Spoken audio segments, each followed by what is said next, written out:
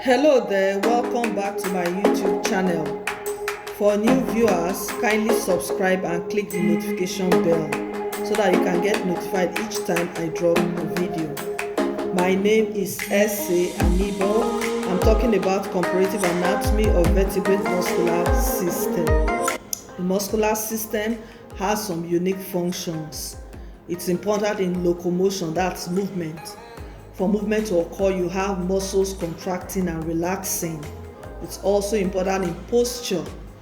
The muscles of the back and the lower limb are very important as far as posture is concerned. The muscular system also gives protective function to some viscera in the body, like the abdominal muscles there tend to protect the abdominal viscera. Then the muscular system is involved in heat production and thermoregulation. You notice that when the weather is very cold, you find yourself shivering. What happens as you are shivering? The muscles are contracting and relaxing. As the muscles are contracting and relaxing, there is heat generation, that's thermogenesis. And then the body produces some heat and the temperature that is extremely cold comes up to normal. Vertebrate muscles could be voluntary and involuntary. The skeletal muscle is voluntary. The smooth muscle and cardiac muscle are involuntary. The skeletal muscle is striated, the cardiac muscle is striated, and the smooth muscle is non-striated. So the categories of muscles you have the skeletal muscle, the smooth muscle, and the cardiac muscle. You have illustrations of the sorts of muscles, the cardiac, the skeletal, and the smooth muscle right here. You also have a table illustrating the muscles. You have the skeletal muscle found attached to limbs. The skeletal muscle is striated, like I said before. The skeletal muscle is multinucleated, and of course it's voluntary. The cardiac muscle is found in the heart. The cardiac muscle is striated. The cardiac muscle has one nucleus. The cardiac muscle is also involuntary. The smooth muscle is found in viscera. It is non-striated and it has one nucleus. The smooth muscle is involuntary. What about muscle control? The skeletal muscle is under control of the central nervous system. It is voluntary, under voluntary control. The skeletal muscle comes into play when you are manipulating objects like lifting a glass. The cardiac muscle is regulated by the autonomic nervous system. That's the sympathetic nervous system and the parasympathetic nervous system. The cardiac muscle is involuntary and it's involving heart beating. The cardiac muscle contracts in the course of heart beating. The smooth muscle is also controlled by the autonomic nervous system, that's the sympathetic and the parasympathetic nervous systems. It's under involuntary control, and you find the smooth muscles contracting during peristalsis when you're swallowing any form of food. When you are swallowing, you find out that the smooth muscle contracts in some parts of the GIT, like the esophagus, for the bolus to go down. The muscles of fishes is quite simple compared to what you have in other vertebrates, that's the tetrapods. You must not forget that as far as the musculature is concerned, you have the cranial aspect of the musculature. That's where you have the brachiometric muscles and then the hypobronchial muscles. You also have the postcranial part of the muscles where you have the axial musculature and the appendicular musculature. So what's the axial musculature of the fish like? You have the muscles that you call the apexial muscles found at the upper part of the fish. Then you have the hypaxial muscles found at the lower part of the fish. Of course, there's a lateral septum, the horizontal septum, that separates the apexial from the hypaxial muscles. Then when you talk about the myomeres, the muscles in the fish are arranged in form of longitudinal bundles, segments that we call the myomeres.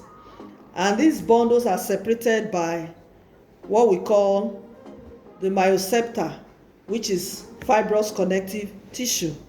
The myomeres become more angled. They are arranged in a zigzag manner and are molded into interlocking cones. So when you look at the myomeres of the fish, they are arranged such that it's like a W facing the side. You can see the illustration of the fish here. The muscles are actually arranged longitudinal, somehow parallel to the surface, the body surface of the skin. That's how the muscles are arranged in the bundles we call the myomeres, separated by the myocepta. Of course, I told you that when you talk about the cranial muscles, you have the hypobrachial muscles as part of the cranial muscles. So in the fish, you have the strap-like hypobrachial muscles, which extend from the pectoral girdle of the fish to the visceral arches. These muscles serve to open the jaws and pull the gills downwards and backwards. These muscles actually evolved from the hypaxia muscles and retain the longitudinal orientation of the fibers that you find with the hypaxial muscles. What about the appendicular musculature of the fish? There are paired appendages. So in the fish, what you have are fins, and the muscles there, you have a dorsal mass of extensors. These muscles are actually called the abductors, AB, abductors, or the levators. So when they contract, they move the fins upwards or forwards. They move the fins of the fish away from the body. You have series of levators above the pharynx, which lift the gill bars of the fish. You also have the ventral mass of flexors, which are actually adductors, AD. They are also depressors. They move the fins downwards or backwards, actually move the fins of the fish towards the body of the fish. The adductors, AD, adductors reduce the internal angles of each visceral arch. The muscles, looking at the eye of the fish has 6 extrinsic eye muscles. Just like the muscles you have in the eyes of man, the fish also has 6 extrinsic eye muscles. You have the medial rectus, the lateral rectus, the inferior rectus, superior oblique, and the inferior oblique. Now talking about the amphibians. A look at the axial musculature of the amphibians actually makes us to appreciate that the amphibians are actually modified from their lower aquatic forms. The body of the amphibians is the muscles are arranged such that you have a metameric presentation, that the muscles are arranged in segments along the body of the amphibian, so that you have metameric presentation. And the trunk of amphibians is reduced in size. An example of the amphibian illustrated there is the frog. You have what we call the urodale amphibians. These amphibians have a tail, and I said the muscles of the trunks are much reduced in size. An example is the salamander. You can see the illustration right there. The urodale amphibians do not have apexial muscles. That is why their trunk is, the body is reduced in size. Their lateral septum is more dorsal in position. You find out that the myotomes are primitive, and the muscle fibers still cross from one myocomata to the next. The myocomata is actually the myoseptum that separates the bundles, that's the segments of the muscles. The entire apexial mass forms what we call the dorsalis trunci in the amphibians and the urodale amphibians. Then you have the myotomes vertically arranged. The myotomes are actually groups of muscles that are innervated by a single nerve root. So when you have a group of muscles innervated by a single spinal nerve root, we say that is what? A myotome. The illustration is right there of the urodale amphibian muscle. Then you have the annural amphibians. These ones lack the tail. The annular amphibians also have the dorsalis trunci, which is differentiated into intertransversarial muscles between the right and left transverse processes at each level. You also have interneural muscles between the neural arches. So in the annular amphibians, like the frog and the toad, they lack the tail and they have intertransversarial muscles and interneural muscles. The illustration is right there. The hypaxia muscles of amphibians is peculiar. When you look at the adult urodale amphibian, you find out that the ventral trunk muscles are arranged beginning from the outside. You have a superficial and then you have a deep layer of the extensor oblique muscle, and it runs in the posterior-ventral direction. You also have the internal oblique layer, which extends in the posterior-dorsal direction. You also have transversus muscle, whose fibers are almost vertically placed. The transversus muscle lies next to the peritoneum. There are specialized annulars. These ones have reduced number of layers in the hypaxial trunk muscles. These ones have rectus abdominis, which is large and extends from the sternum to the pubis. The mycobata, that's the myoseptum that separates the bundles of the muscles or the segments, has disappeared from the external oblique and transversus. But you find out that the mycobata is retained to some extent in the rectus abdominis as the tendinous inscription. Now I'm taking a look at the muscles of reptiles. You have the axial musculature. Of course, the apexial muscles function to extend or straighten the spine of reptiles. The apexial muscles also provide some lateral flexion.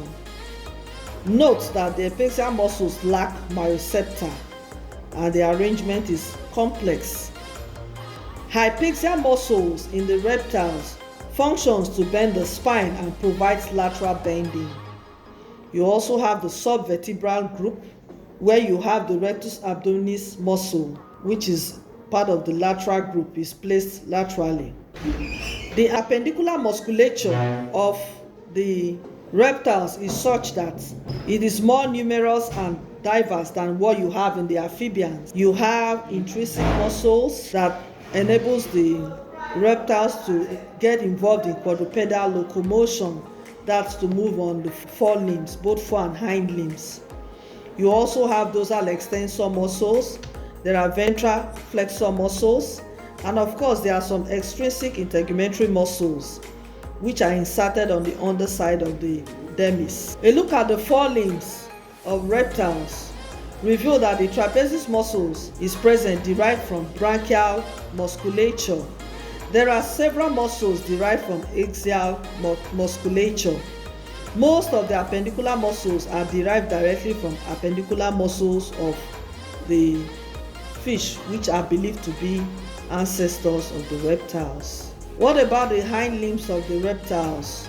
You have a dorsal and ventral muscle group.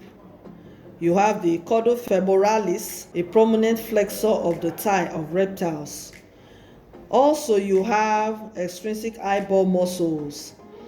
In the reptiles, the eyes can no longer rotate around its optical axis, so they only see forwards, unlike the amphibians that can see from the sides, and they can see you from even when you are coming from behind to the side. There is also the pyramidalis muscle inserted on the upper eyelid and the nictitating membrane of reptiles. When we look at the birds, the muscular system of the birds is such that the birds have approximately 175 different muscles. The skin muscles help the bird in flying by adjusting the feathers. You have the pygostyle muscle, which is the tail muscle. It's actually the pectoralis or the breast muscle that is involved in true flight. It's very important. It's thin, the stinging muscle of the vertebral column. Very important as far as flight is concerned. Still talking about the bird's musculature, the supracoracoid works using a pulley-like system to lift the wings, while the pectoralis provide a powerful downstroke, which is very important in flight. What about the muscles of mammals? The mammals also have apexial muscles and hypaxial muscles. That's the axial muscles you find in mammals. Very important about the apexial muscles, note that the apexial muscles of mammals lack myocepta. The arrangement is quite complex. The hypaxial muscles in mammals is the same with what you have in all other tetrapods. Note that there is a subvertebral group of muscles located below the transverse process, and this is very important in ventral flexion of the spine of mammals. Looking at the anterior part of the ribs of mammals, you find out that the muscles attached there are enlarged. You have the external oblique, the internal oblique. You also have the intercostal muscles, which are very important in ventilation of the lungs. They contract for ventilation of the lungs to occur. You also have the lateral group of hypaxial muscles, where you have the serratus muscle, the levator scapulae, and the rhomboid muscles. In the mammals also, you have the brachial muscles, which are part of the cranial muscles. Very importantly, you have the muscles of mastication and the muscles of facial expression. So the mammals don't have the depressor mandibulae. In addition, the mammals have a muscle that you don't find in other vertebrates, that's the digastric muscle. So very important, you have the muscles of mastication and the muscles of facial expression in the mammals. You have the stapedial muscle, muscles of the larynx and constrictor of the throat. That's the superior, middle and inferior constrictors. Here is an illustration of the muscles you find in the mammal. A word about the hypobrachial musculature in mammals. In mammals, the hypobrachial musculature contributes to muscles you have in the throat, the pharyngeal muscles, muscles that make up the hide apparatus, muscles of the larynx, muscles of the tongue.